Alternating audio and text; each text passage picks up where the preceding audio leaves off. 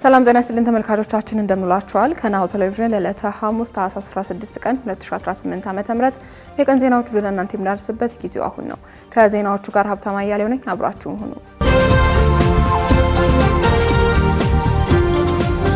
ወደ ቀዳሚ ዜናችን እንለፍ። እናት ፓርቲ የፌዴራሉ መንግስትና የትግራይ ክልል ጊዜያዊ አስተዳደር በረሃብ የተጠቁ ወገኖችን የፖለቲካ ቁማር መያዣ ከማድረግ እንዲቆጠቡ አሳሰበ። እናት ፓርቲ ይህንን ያለው ረሃብና ጥም ጊዜ አይሰጥም በሚል ወቅታዊ ሁኔታዎችን አስመልክቶ ባወጣው መግለጫው ነው። ፓርቲው በትግራይ ክልል በተለያዩ አካባቢዎች በድርቅና በእርዳታ አቅርቦት ችግር ከፍተኛ ረሃብ መከሰቱንና በመድኃኒት እጦት ዜጎች ለከፋ ችግር መጋለጣቸውን በመገንዘብ መቻሉንም በመግለጫው አመላክቷል። ችግሩ ከሰሞኑ በይፋ ይነገር እንጂ በክልሉ የተለያዩ አካባቢዎች በተመሳሳይ ሁኔታ በሰቆቃ የሚያሳልፉ በርካታ ወገኖች መኖራቸው ይታወቃል በማለትም ለችግሩ መንስኤ ናቸው ብሎ ያመላከታቸው ምክንያቶች ጠቅሷል። በስደተኞች መጠለያ ያሉ፣ በድርቅ ምክንያት ማምረት ያልቻሉ፣ በአጠቃላይ ክልሉ እጅግ አውዳሚ ከሆነው ጦርነት ማግስት ውስጥ መገኘቱን መሰል ተፈጥሯዊ ሰው ሰራሽ ምክንያቶች ችግሮች መፈጠራቸውን አይቀሬ በመሆኑ ቅድመ ጥንቃቄና ሰብአዊ ቀውሶችን ሲከሰቱ አፋጣኝ መድረሻ የመፍትሄ አማራጮች ማስቀመጥና ከቁጥጥር ውጪ ከመሆናቸው በፊት መድረስ ይገባ ነበርም ሲልም ወቅሷል። መግለጫው ሲቀጥልም አሁን ላይ በተለይ በህጻጽ መጠለያ ጣቢያ ያሉ ዜጎች በረሃብና መድኃኒት እጦት ከፍተኛ ጉዳት እንደደረሰባቸው መሆኑን ጠቅሶ መላው ኢትዮጵያውያን ተረባርቦ የዕለት ጉርሳቸውንና በዘላቂነት የሚቋቋሙበትን ሁኔታ መፍጠር የቅድሚያ የሚሰጠው ተግባር ሆኖ አግኝቼዋለሁም ብለዋል።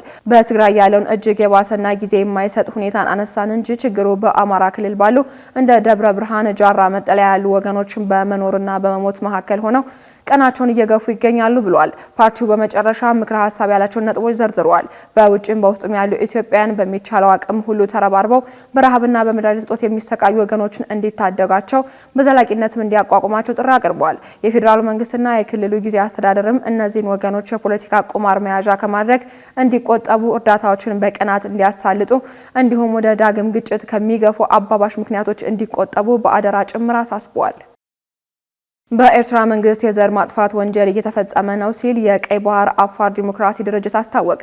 የቀይ ባህር አፋር ዲሞክራሲ ድርጅት በቀይ ባህር አፋር ህዝቦች ላይ በኤርትራ መንግስት እየተፈጸመ ያለውን የዘር ማጥፋት ወንጀል ዓለም አቀፉ ማህበረሰብ እንዲያውቅለት እንደሚፈልግ ገልጿል። ድርጅቱ ጉዳዩን አስመልክቶ ታህሳስ 15 ቀን 2018 ዓ.ም በአዲስ አበባ በሰጠው ጋዜጣዊ መግለጫ ላይ የኤርትራ መንግስት በቀይ ባህር አፋር ህዝቦች ላይ በኃይል የታገዘ የዘር ማጥፋት ወንጀል እየፈጸመ መሆኑን ገልጿል። እየተፈጸመ ያለው የዘር ማጥፋት ወንጀልም ዓለም አቀፉ ማህበረሰብ እንዲያውቅልን እንፈልጋለን ሲል አስታውቋል። የቀይ ባህር አፋር ዲሞክራሲ ድርጅት ሊቀመንበር አቶ ኢብራሂም ሃሩን ገደብ የሌለው ወታደራዊ ግዳጅ እንድንሰጥነት እየተገደድን፣ ሴቶቻችን እየተደፈሩ ያለ ፍርድ እየታሰርን፣ ወደ አካባቢያችን ሰው እንዳይገባና ሁኔታው እንዳይያዝ የጉዞ ማዕቀብ እየተደረገ ከባህር እየተገፋን ለብዙ ሺህ ዓመታት ከኖርንበት መሬታችን ባህል እየተፈናቀልና እየተሰደድን ከ1993 ዓ.ም ጀምሮ ሆን ተብሎ እየደረሰብን ያለውን የዘር ማጥፋት ዘመቻ ለማጋለጥ ነው እዚህ የተገኘ ነው ብለዋል። በዚህም በኤርትራ መንግስት በቀይ ባህር አፋር ህዝቦች ላይ በሚፈጸመው በኃይል የታገዘ የዘር ማጥፋት ዘመቻ ህዝቡ ወደ ተለያዩ አካባቢዎች ማለትም ወደ የመን፣ ጅቡቲ፣ ሳውዲ አረቢያ በገፍ ነቅሎ እየተሰደደ መሆኑን ያመላከቱት ሊቀመንበሩ ለአብነትም በኢትዮጵያ ብቻ 300 ሺህ ተፈናቃዮች መኖራቸውን ተናግረዋል።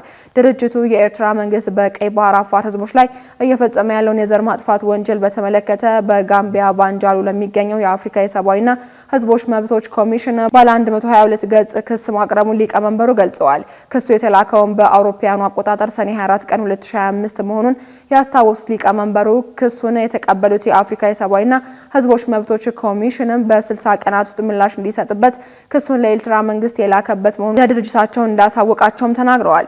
የራስን እድል በራስ መወሰን እስከ መገንጠል የሚል ዓላማን ይዞ ለ28 ዓመታት ያህል በትጥቅ ትግል ላይ የሚገኘው የቀይ ባህር አፋር ዲሞክራሲ ድርጅት ሊቀመንበር ዋነኛው ትግላችን ኤርትራ ውስጥ ሆነን ራስን በራስ የማስተዳደር መብት እስከ መገንጠል የሚለውን ለማስከበር ነው። ይህ ካልሆነ ነው ወደ ሌላኛው እርምጃ የምንገባው ብለዋል። በጋምቤላ ክልል የጸጥታ ችግር ይስተዋልባቸዋል በተባሉ አካባቢዎች ላይ የሰዓት እላፊ ገደብ መጣሉን የክልሉ መንግስት አስታወቀ። በእነዚህ አካባቢዎችም ከተፈቀደላቸው የጸጥታ አካላት ውጪ በየትኛውም ቦታ የጦር መሳሪያ ይዞ መንቀሳቀስ እንደማይቻል ክልሉ አስጠንቅቋል። ከትላንት ረቡዕ ታህሳስ 15 ቀን 2018 ዓ.ም ጀምሮ ተግባራዊ እንደሚሆን የተነገረው የሰዓት እላፊ ገደቡ የክልሉ መንግስት መቀመጫ የሆነችው የጋምቤላ ከተማ እንደሚያካትት የክልሉ መንግስት አመላክቷል። በጋምቤላ ከተማ ከ2 ሳምንት በፊት የተከሰተውን የጸጥታ አለመረጋጋት ተከትሎ ከህዳር 30 ቀን ቀን ጀምሮ ተግባራዊ የሚደረገው የሰዓት እላፊ ገደብ ተጥሎ እንደነበር ይታወሳል። ከምሽቱ 1 ሰዓት በኋላ በሚደረግ የተሽከርካሪና የሰው እንቅስቃሴ ላይም ተጥሎ የነበረው ይኸው ክልከላ የጸጥታ አካላትን እንደማይጨምር በወቅቱ ተገልጾ ነበር። ትላንት ይፋ የተደረገው የሰዓት እላፊ ገደቡ በተመሳሳይ መልኩ ለጸጥታ ስራ የተመደቡ ኃይሎችን እንደማይመለከት የክልሉ መንግስት አስታውቋል። የሰዓት እላፊ ገደቡ የተጣለውን በጋምቤላ ክልል ሰሞኑን በተከሰተው የጸጥታ ችግር ምክንያት እንደሆነም የክልሉ መንግስት በመግለጫው ጠቅሷል። ገደቡ የጸጥታ ችግር በሚስተዋልባቸው የክልሉ አካባቢዎች በሙሉ እንደሚተገበር የክልሉ መንግስት ቢገልጽም ከጋምቤላ ከተማ ውጭ ያሉትን ስፍራዎች የትኞቹ እንደሆኑ መግለጫው አላመላከተም። የኢትዮጵያ ሰብአዊ መብቶች ኮሚሽን ባለፈው እሁድ ባወጣው መግለጫ በጋምቤላ ክልል ግጭትና የጸጥታ መደፍረስ የተከሰተባቸው ጋምቤላ ከተማ፣ ጋምቤላ ወረዳ ወይም አቦልንና ኢንታግን ልዩ ወረዳዎች መሆናቸውን ገልጾ ነበር። ካሽጎ በየትኛውም ዓለም ሆነው በማንኛውም ሰዓት ለወገኑ የሚደርሱበት ፈጣን የገንዘብ መላኪያ ተከፈተሎ። ማስተርና ቪዛ ካርዶን በመጠቀም ከ5 እስከ 20 ዶላር የሚልኩበት አዲስ የገንዘብ መላኪያ መንገድ። ካሽጎን ለየት የሚያደርገው የትኛውም የገንዘብ ዝውውር በፍጥነት አገልግሎት ከመስጠቱም ባሻገር ለማንኛውም አገልግሎት ምንም አይነት ክፍያ አለመጠየቁ ነው። በሀገራችን ታሪክ ገንዘብን ከውጪ ወደ ሀገር ቤት በማስተላለፍ በመተግበሪያ መልክ አገልግሎት መስጠት የጀመረው የመጀመሪያው ሀገር በቀል የገንዘብ መላኪያ ዘዴ ካሽጎ ከ4500 በላይ ባሉ የባንክ ቅርንጫፎች አገልግሎት እየሰጠ ይገኛል። ገንዘቦን በሰኮንዶች ልዩነት ውስጥ ይፈልጉ በአካውንቶ ወይንም በእጆ ቆጥረው የሚወስዱበት ልዩ ዘዴ። በቅርቡ ሁሉንም ኢትዮጵያዊ ባለቤት ለማድረግ ጉዞ የጀመረው ካሽጎ ዛሬውኑ መተግበሪያውን በስልኮ ላይ በመጫን የአገልግሎቱ ተጠቃሚ ሆኑ። ፍጥነት መለያችን፣ ኢትዮጵያን መክፈቻችን፣ ካሽጎ ነው መላኪያችን። ካሽጎ የአዲሱ ትውልድ ብራንድ። ወደ ዜናዎች እናልፋለን። የአልጄሪያ ፓርላማ አባላት የፈረንሳይን የቅኝ ግዛት አገዛዝ በወንጀል የሚፈርጅ ሕግ አጸደቁ። የአልጄሪያ ፓርላማ አባላት የፈረንሳይን ቅኝ ግዛት አገዛዝ በወንጀል የሚፈርጅ እንዲሁም ይቅርታና ካሳን የሚጠይቅ ሕግ አጽድቀዋል። ይህ ሕግም ፈረንሳይ ከ1830 እስከ 1962 ባለው የአገዛዝ ዘመን ለፈጸመቻቸው ግድያዎች፣ ስቃዮች፣ የኒውክሌር ሙከራዎችና የሀብት ዘረፋዎችን ጨምሮ ለደረሱባቸው በደሎች በሕግ ተጠያቂ ያደርጋታል ተብሏል።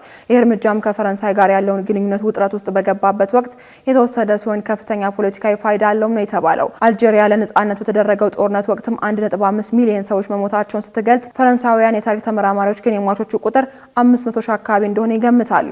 ፈረንሳይ በአልጄሪያ ለነበራት የቅኝ ግዛት ታሪክ እስካሁን ድረስ በይፋ ይቅርታ ጠይቃ አታውቅም መባሉ ተዘግቧል። በመጨረሻም ቤልጂየም ዓለም አቀፉ ፍርድ ቤት በእስራኤል ላይ ያቀረበውን የዘር ማጥፋት ወንጀል ክስ በይፋ መቀላቀሏ ተገለጸ።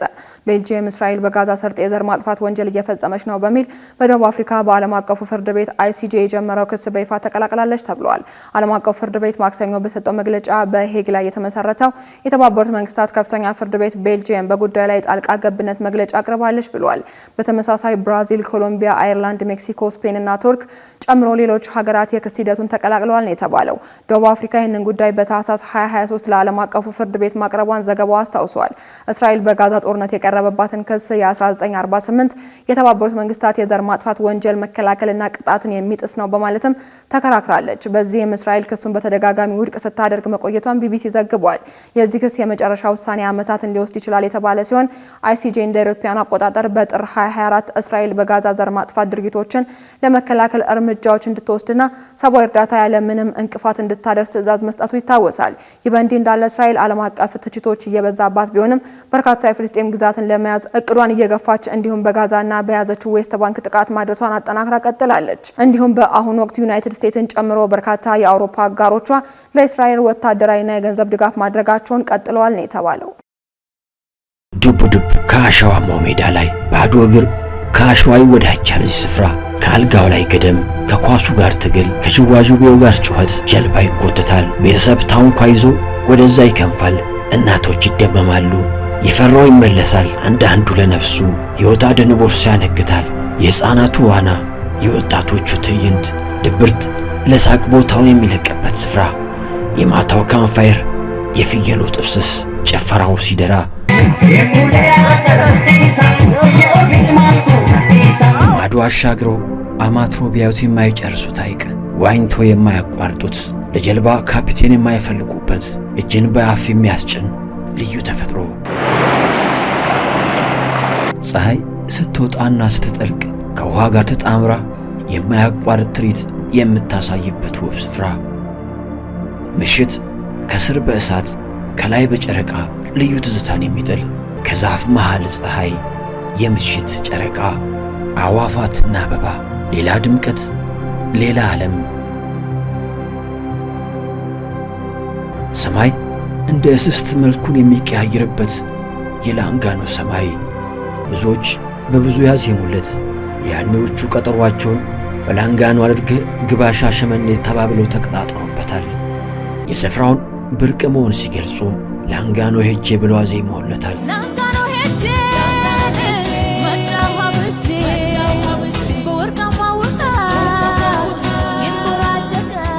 አንዳንዶች የፍቅራቸው መገናኛ ምክንያት ሲያደርጉትም ሐዋሳ ላንጋኖ ለሽርሽር ሄጄ አየውሽ ተባብለውበታል።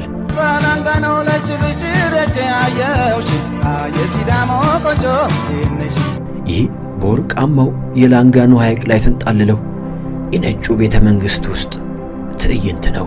ይህ ሁሉ ድራማ፣ ይህ ሁሉ ትዕይንት ከዚህ ብቻ ይፈጸማል።